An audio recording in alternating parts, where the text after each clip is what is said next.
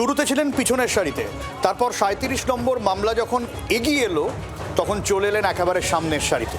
মুখ্যমন্ত্রী মমতা বন্দ্যোপাধ্যায় পরনে তখন কালো গাউনের বদলে কালো চাদর, আর বিচারপতিদের সামনে দাঁড়িয়ে দুধে আইনজীবীর মতোই সওয়াল করলেন মুখ্যমন্ত্রী মমতা বন্দ্যোপাধ্যায়। দেশের প্রথম কোনো মুখ্যমন্ত্রী যিনি এভাবে সুপ্রিম কোর্টে দাঁড়িয়ে সওয়াল করলেন।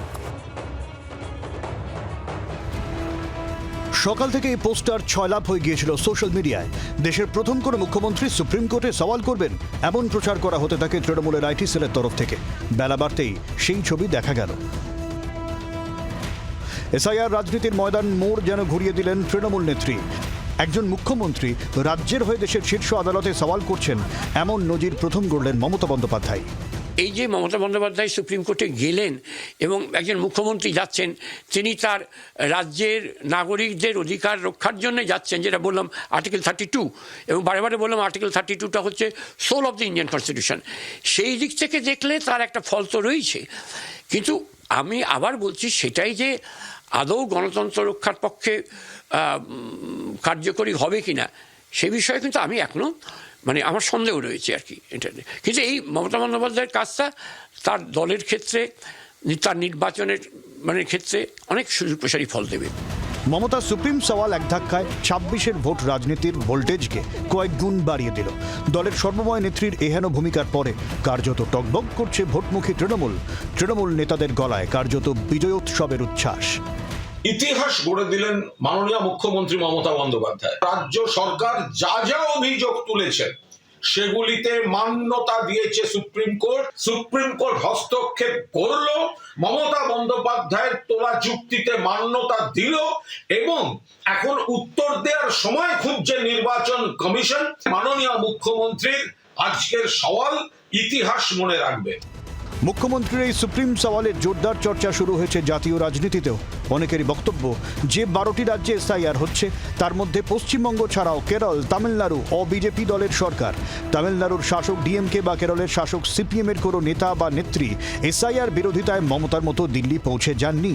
এর আগে বিহারের এসআইআরের সময়ও কংগ্রেস এবং আরজেডি মিছিল করেছিল, কিন্তু আইনি লড়াইকে এই পর্যায়ে নিয়ে যেতে পারেনি। সেখানে মমতা বন্দ্যোপাধ্যায় একটা ভাষ্য তৈরি করতে পেরেছেন। প্রথমত, বিজেপির বিরুদ্ধে তিনি যে এক এবং অন্যতম মুখ সেটি তুলে ধরতে পেরেছেন। দ্বিতীয়ত, এসআইআরে যারা হয়রানির মুখে পড়ছেন তাদের হয়ে তিনি একা লড়ে যাচ্ছেন, এই বার্তা পৌঁছে দিতে পেরেছেন। মমতা বন্দ্যোপাধ্যায় বাংলার মানুষের জন্য যে দাবি করে এসেছিলেন সেই দাবির আজকে কিছুটা অনেকটাই গ্রহণযোগ্যতা পেয়েছে সুপ্রিম কোর্টের কাছে। সোমবার দিন আবার মামলা হবে, আরও টাইম বাড়ানোর দরকার আছে। ছোটোখাটো মিস্টেকগুলোকে গ্রহণযোগ্যতার মধ্যে রাখবে না, শুধু দেখার দরকার কোর্টের যারা ডেথ তাদের নাম বাদ যাক, কিন্তু যারা ভোটার রয়েছে সেই ভোটারদের কোনো রকম মিসম্যাচের কারণে সেই ভোটাররা যেন বাদ না যায়, এটা একটা মৌখিক অবজারভেশন করেছে। যদিও গোটা বিষয়কে রাজনৈতিক স্টান্ট বলে কটাক্ষ বিজেপির। ममता बनर्जी का शो पूरी तरीके से फ्लॉप हुआ। मैं पिछले दिन भी बोला था कि बंगाल में एक बहुत बड़ा सुपरस्टार हम मानते हैं उत्तम कुमार को, तो उनकी एक ही हिंदी फिल्म रही, छोटी सी मुलाकात। सारी जिंदगी बाकी बांग्ला फिल्म ही किया उन्होंने, तो वो फिल्म फ्लॉप रही किसी कारणवश। तो दीदी का भी ये छोटी सी मुलाकात दिल्ली आके फ्लॉप ही रहेगी, और अभी तक फ्लॉप ही रहा है। এদিন শুনানি শেষে আদালত থেকে হাসি মুখে বেরিয়ে আসতে দেখা যায় মুখ্যমন্ত্রীকে। লাভ ক্ষতির অঙ্ক কষেই কি এই হাসি?